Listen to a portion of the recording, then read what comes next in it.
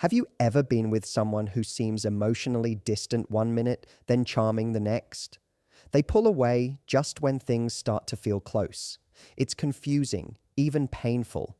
But what if I told you that once you understand how avoidants operate and what truly unsettles their emotional armor, everything changes. You stop chasing and they start crumbling. Let's talk about the 7 truths that shift the power dynamic in your favor. You've probably heard it before. I just need space, or I'm not ready for something serious. And maybe you've even internalized it, thinking it's something you did wrong or that you simply cared too much. But here's what I want you to understand. When someone keeps their emotional distance, it's not some deep poetic mystery. It's a defense mechanism. It's protection. And the moment you stop romanticizing it, you start seeing it for what it really is. Avoidants often present themselves as cool, composed, even seductive in their independence. They like their freedom, they don't get easily flustered, they give off that air of emotional control. And if you're someone who's open-hearted, emotionally available, and craving connection, this can be incredibly attractive at first. It looks like strength, it looks like confidence. But as you start to lean in, as you begin to open up, something shifts. You feel them retreat, you sense the emotional shutdown, and suddenly you're the one questioning your every move. This is the cycle they thrive in. When someone is emotionally avoidant, they've built a lifetime strategy around protecting themselves from intimacy. Not because they don't want love, often they do, but love feels dangerous to them. Vulnerability feels like exposure. Closeness feels like a risk they're not prepared to take, so they create distance. Subtle, emotional distance that keeps you guessing. And the more uncertain you feel, the more you overfunction. You give more. You try harder. You chase their affection in hopes of returning to that version of them who seemed so engaged in the beginning. But that version wasn't sustainable. It was a preview, not the product. Now, once you realize this emotional distance isn't a sign of complexity or depth, but rather a coping mechanism, the entire illusion begins to fade. You start recognizing the difference between mystery and avoidance. One draws you in with intrigue, the other leaves you anxious and insecure. And that anxiety you feel, that's not love, that's not connection. That's your nervous system picking up on emotional inconsistency and danger. But because avoidants are so good at keeping just enough contact, a text here, a compliment there, a breadcrumb of attention when you're about to pull away, it becomes incredibly hard to break the cycle. When you're with someone avoidant, you end up in a dance where you're constantly adjusting yourself to match their comfort level. You silence your needs. You rationalize their distance. You convince yourself not to bring things up because you don't want to push them away. You stop being fully you and instead become someone who's walking on eggshells, careful, polite, low maintenance. And they've now succeeded in keeping the connection within their safe limits. They don't have to grow, open up, or face any of their own fears because you've contorted yourself into someone who won't challenge them. And the longer this goes on, the more you begin to lose your sense of self. You forget what it's like to feel emotionally safe. You forget how good it feels to be with someone who actually wants to meet you where you are. And this is exactly why avoidants often don't change. Not because they can't, but because the people around them are doing all the emotional labor. They don't feel the discomfort that would push them to evolve. But here's what's powerful. The second you stop seeing their distance as alluring or meaningful, you stop being hooked by it. You start interpreting their silence as avoidance, not strength. You start noticing how they dodge emotional responsibility. You begin calling things what they are, not excuses, not ambiguity, not healing, but emotional unavailability. And when you do this, something starts to shift, not just in how you view them, but in how they start to feel around you. Because suddenly their tactics aren't working. You're not rewarding their emotional retreat with more attention. You're not giving extra just because they give less. You're not playing into their system anymore. And that is destabilizing for someone who's used to staying in control through distance. Avoidants are masters at creating emotional confusion, but they rely on you not understanding the game. The moment you do, the mask begins to slip. Their behavior starts to look less powerful and more fearful. You stop feeling intimidated by their calm detachment and start seeing the insecurity underneath it. And once you do, it's no longer something you want to chase. It's something you observe with clarity. When you show up in a relationship as someone secure, someone who knows their worth, communicates clearly, and doesn't try to manipulate or force connection, you hold up a mirror. And what that mirror reflects back to an avoidant partner is deeply unsettling because your steady presence, your emotional clarity, your willingness to be real, all of that exposes the very inconsistency they're trying to hide behind. Avoidants often operate in ambiguity. They thrive in the gray areas of relationships. They love the in-between. Not too close, not too far, just enough to keep things undefined. That vagueness gives them power. It allows them to maintain a sense of control while never actually stepping into full vulnerability. But when you come in with emotional security, that ambiguity starts to unravel. You're not playing games. You're not sending mixed signals. You say what you mean. You ask for what you need. You create a safe emotional environment, not through pressure, but through honesty. And suddenly they can't hide in the shadows anymore. This is where things get interesting. Because when someone has spent their entire life dodging emotional responsibility, the last thing they want is someone who calls things out without being confrontational. Your consistency starts to feel like pressure to them. Not because you're doing anything wrong, but because they're not used to it. They're not used to someone who isn't activated by their distancing. They're not used to someone who doesn't chase, doesn't beg, doesn't twist themselves into knots just to keep the connection alive. They're used to emotional chaos. They're used to people reacting. So when you don't, it throws them off balance. You see, secure people don't get hooked by emotional unavailability. They don't read into mixed signals. They don't interpret someone pulling away as a challenge. They see it as information. When you operate from security, you're not asking, what did I do wrong? Or how can I fix this? You're asking, is this someone who can meet me where I am? That shift in mindset changes everything. It means you're no longer trying to manage the other person's comfort level at the expense of your own emotional needs. You're not making excuses for their lack of effort. You're not internalizing their avoidance as a reflection of your worth. You're simply seeing the truth for what it is, and that truth becomes impossible for them to ignore. Avoidants are often used to relationships that validate their worldview, that people are unpredictable, that love is unsafe, that closeness always leads to pain or obligation. But when you show up with emotional security, that narrative starts to fall apart. You show them that intimacy doesn't have to come with drama, that connection doesn't have to mean control.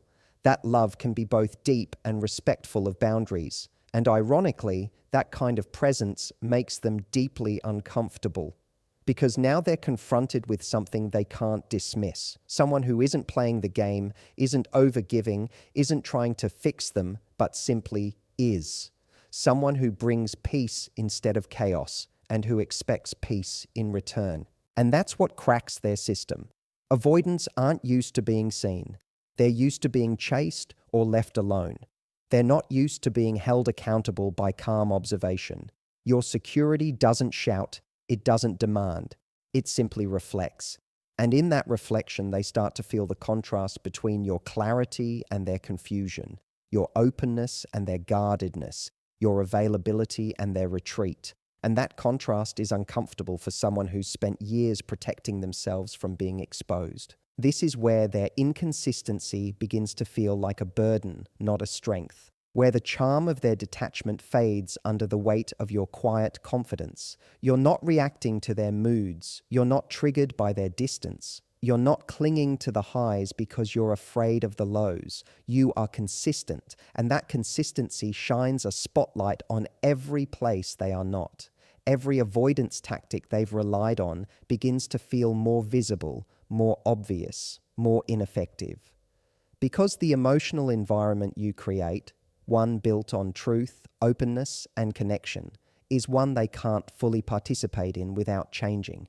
And change is exactly what they've been avoiding. One of the most disruptive things you can do to an avoidant is bring clarity into the relationship. Clarity isn't aggressive. It doesn't come with ultimatums or emotional demands. Clarity is calm, firm, and grounded. It's when you speak from a place of self-awareness and emotional maturity without trying to control the outcome.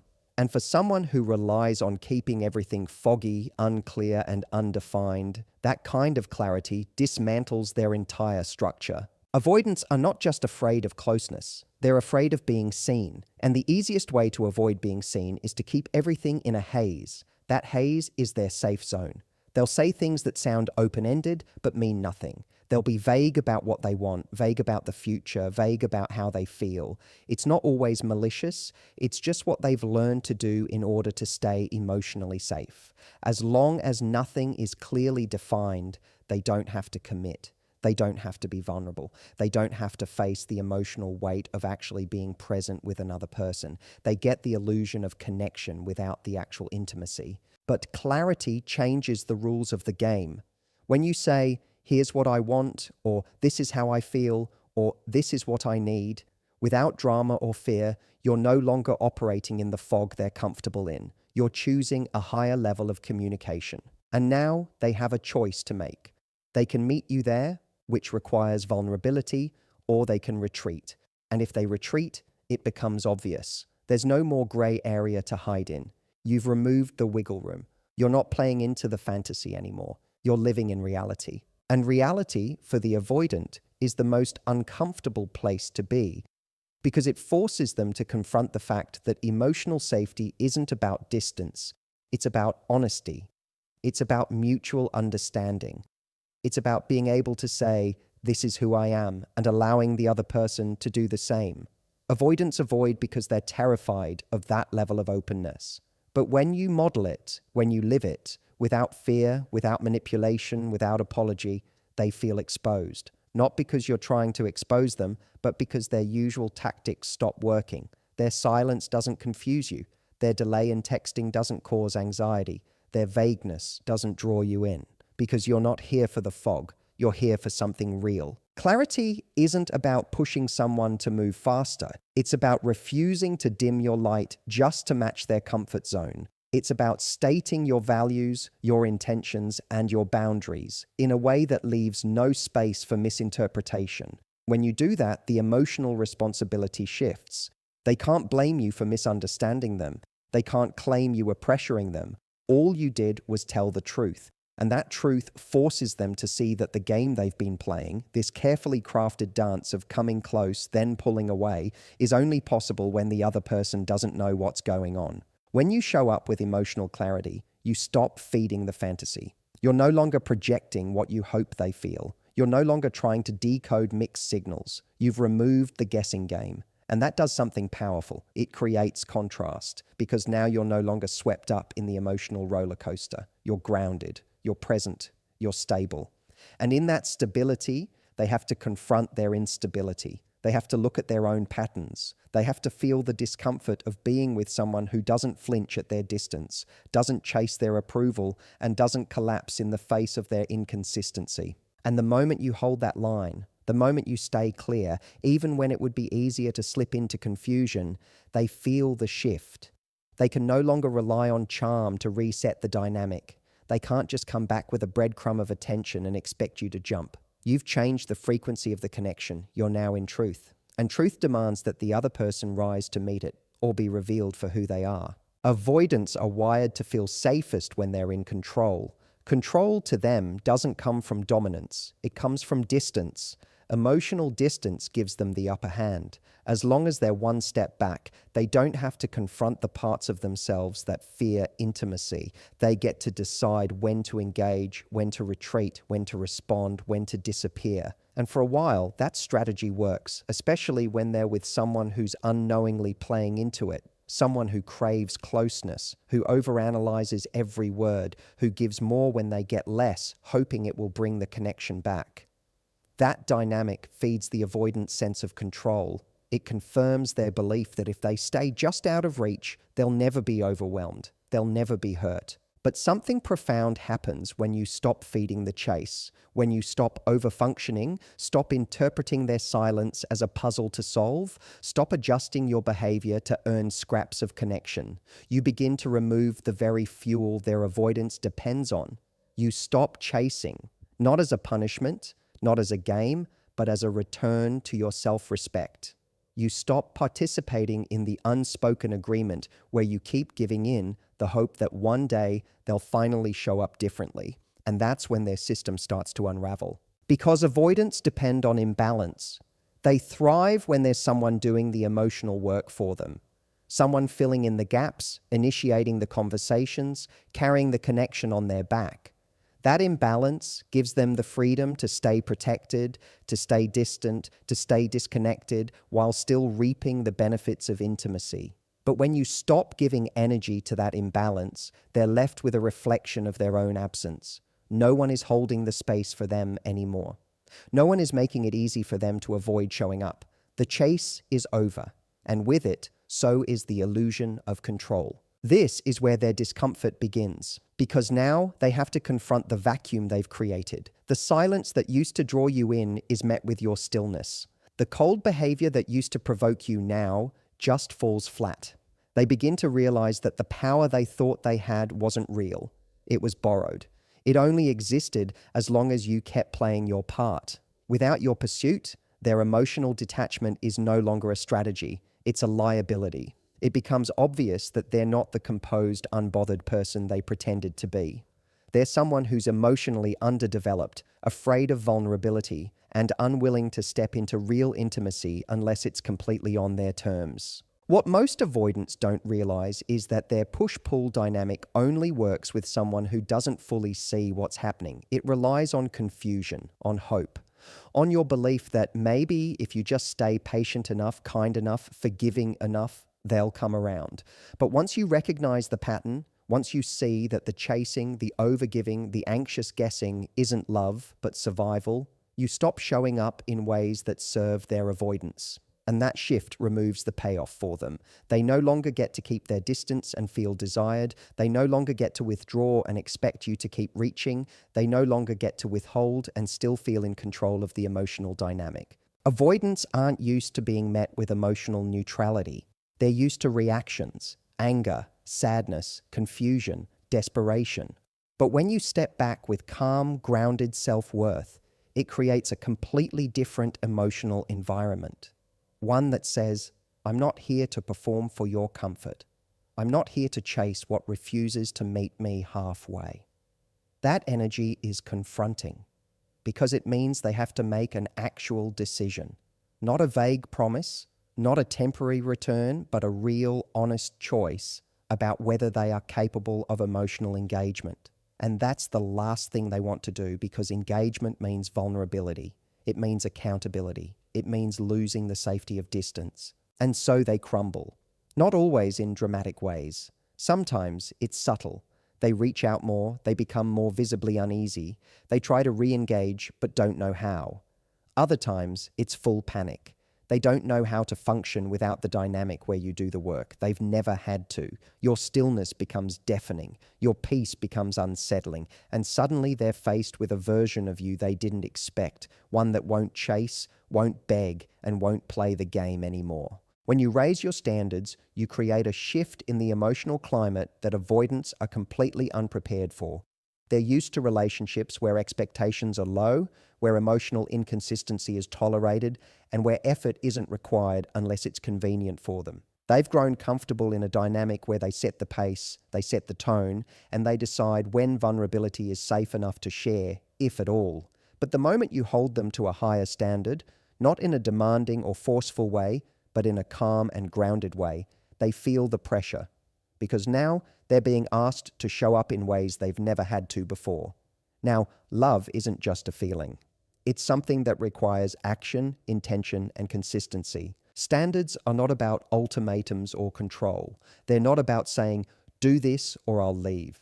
They're about alignment. They're about saying, this is what I need to feel safe, loved, and connected, and I won't abandon myself in order to maintain a relationship where those needs aren't met.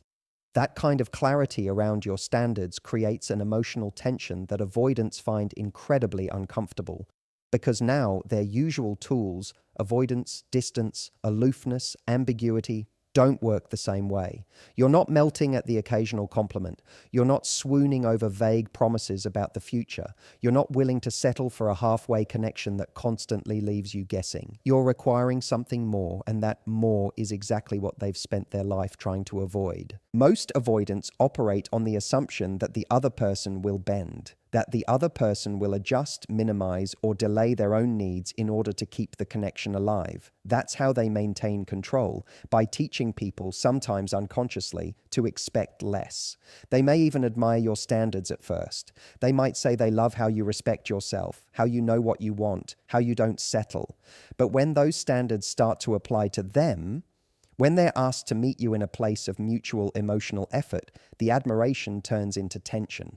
Suddenly they feel exposed, not because you've shamed them, but because they're now standing in front of someone who sees them clearly and isn't willing to shrink just to avoid rocking the boat. And this is where the pressure begins to build. Because when you stick to your standards without wavering, without folding, without going back to old patterns, the avoidant starts to feel the weight of what it actually takes to be in a relationship with you. Not because you're difficult, not because you're demanding, but because you're real. You're not pretending to be okay with surface level affection. You're not downplaying your emotional needs just to avoid conflict. You're not confusing patience with self-abandonment. You've learned that love without standards is just a repeated cycle of anxiety and disappointment, and that lesson becomes a mirror they can't avoid. Avoidants often don't recognize the damage they cause until the dynamic changes, until the person they thought would always be there starts showing up differently. When your standards rise, the emotional environment changes.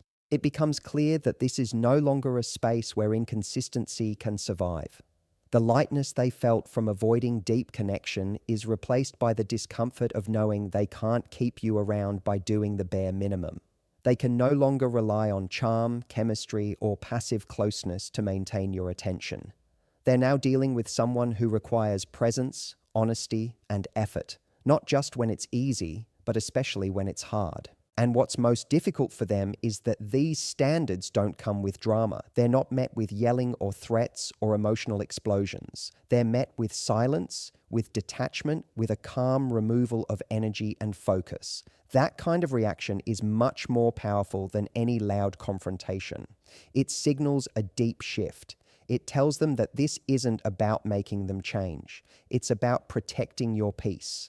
And for the avoidant, who's used to holding all the emotional cards, this feels like the walls closing in. They're being asked to stretch in ways that require growth. They're being asked to meet you where you are, not where it's comfortable for them. And in that moment, the pressure becomes internal. Because now, they're no longer avoiding you. They're avoiding the version of themselves they would need to become to keep up with the person you've chosen to be. When you're dealing with someone avoidant, one of the strongest weapons they use, often unconsciously, is silence. The silence can come in different forms. It could be the long gaps between messages, the pauses that stretch too long in conversations, the way they avoid discussing the relationship, or how they vanish emotionally the moment things start to feel close. This silence isn't always cold or harsh. Sometimes it's wrapped in ambiguity, coated in charm, even disguised as needing time or space. But make no mistake, the silence is meant to create power. It's meant to leave you uncertain, questioning, waiting, because as long as you're waiting, you're still hooked. You're still engaged in the emotional dance they're controlling through absence. That silence often works because it taps into one of the most vulnerable parts of us, the part that fears rejection, the part that wants to fix what feels broken, the part that can't stand unfinished conversations or unresolved tension.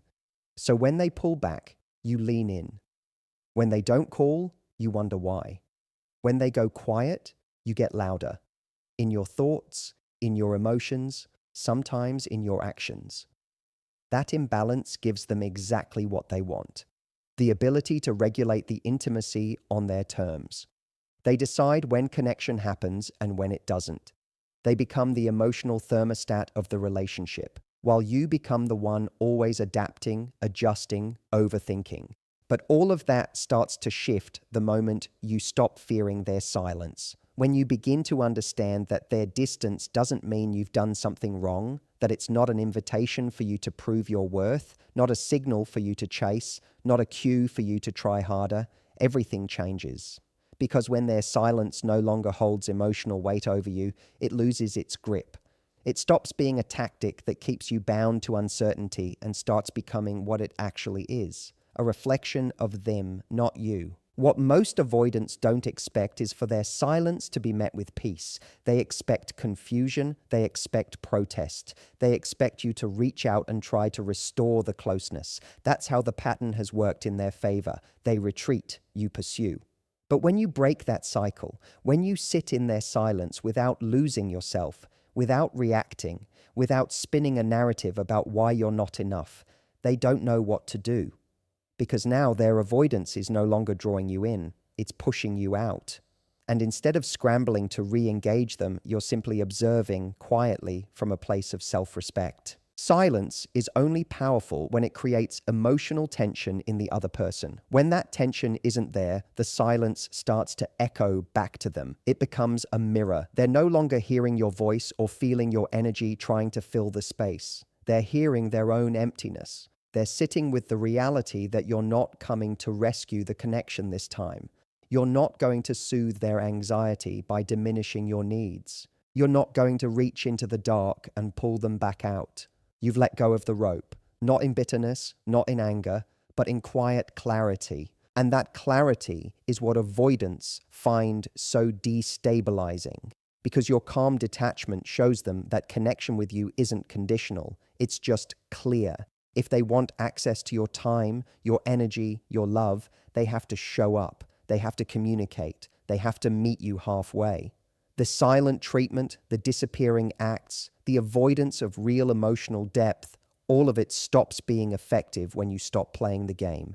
When you're no longer available for breadcrumb intimacy, they either have to rise into emotional maturity or fall away. And that choice, one they've avoided making for so long, finally lands on their lap with full weight. This is where avoidants often start to feel the internal crack, because now they're the one wondering, they're the one feeling uncertain, they're the one noticing the shift. They realize that silence no longer buys them time, it costs them connection. They realize the person who used to wait anxiously now waits peacefully. The person who used to chase has become still. The person who once needed answers has become the one who holds them. And in that reversal, everything they've counted on to stay safe begins to feel shaky. Their silence doesn't protect them anymore. It just reveals how much they're missing out on. Not because you've left them, but because you've finally returned to yourself. One of the most powerful turning points in any relationship with an avoidant person is when you stop hoping they'll suddenly become who you need them to be and start seeing them for who they actually are. That moment of realization is not just freeing, it's transformative. It's when you stop waiting, stop wishing, stop trying to decode every word and behavior, and instead start observing, really observing.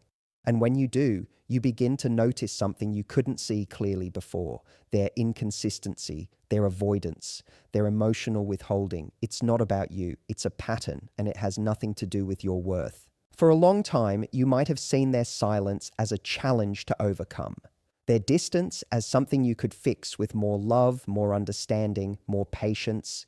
You believed that if you just said things the right way, showed up in the right way, loved them the right way, they would finally feel safe enough to meet you at the level you've been waiting for. But over time, something inside you shifts. You get tired, not just physically, but emotionally. You get tired of the guessing, the hoping, the constant managing of someone else's discomfort at the cost of your own. And that fatigue gives way to clarity. Because clarity comes when you stop engaging with their potential and start responding to their reality. You begin to see that their inability to meet you isn't because your standards are too high, it's because their emotional bandwidth is too limited. And suddenly, all those little things that used to make you question yourself stop having power. You see their silence, and instead of spiraling, you recognize the pattern. You hear the excuses, and instead of trying to analyze them, you accept the limitation. You experience the inconsistency, and instead of internalizing it, you detach from it. And that detachment is not bitterness, it's wisdom. It's not you closing your heart. it's you protecting it. Because you've come to understand something avoidants hope you'll never figure out, that your power is not in convincing someone to choose you. It's in choosing yourself in the presence of someone who refuses to. When you stop reacting, stop chasing, stop bending your own needs to fit into their narrow capacity for connection, you create a kind of silence they don't know how to handle. The kind where your absence speaks louder than your words ever did.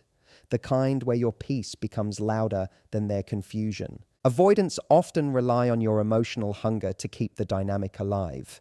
They expect you to be available when they're ready, responsive when they reach out, understanding when they pull away. But when you've seen the pattern enough times, when you've given the benefit of the doubt so many times, it's emptied you. You no longer feel the need to stay on that emotional roller coaster. You stop blaming yourself for the emotional gaps they never intended to close. You stop filling in the silence with fantasy. You stop assigning meaning to moments that were never meant to grow into more. You reclaim your story. You stop measuring your emotional worth by someone else's inability to receive it. You recognize that their failure to show up doesn't mean you were too much. It means they were never ready to meet someone like you. Someone who isn't interested in breadcrumbs. Someone who doesn't need to be rescued. Someone who no longer responds to mixed signals with hope, but with boundaries. This is where the entire dynamic begins to collapse, because they've lost the upper hand. Their inconsistency doesn't create chaos anymore. Their distance doesn't trigger panic. Their withholding doesn't control the tempo of the relationship. You're no longer giving them the emotional fuel they need to stay in the comfort zone of avoidance. You've stopped playing your part in their story, and by doing so, you've written a new chapter for yourself, one where your needs are valid, your clarity is non-negotiable, and your self-respect is louder than their silence. And when that happens, something in them feels the shift. You're no longer leaning forward, you're not anxiously seeking resolution. You've stepped back, not with anger, but with indifference. Not because you don't care, but because you finally do, about yourself. Your presence, once their safety net, is no longer available on demand. And now, without the emotional scaffolding you provided, they're left to face what's underneath their avoidance. Fear, shame, and the realization that you weren't the problem. You were the opportunity they weren't ready for.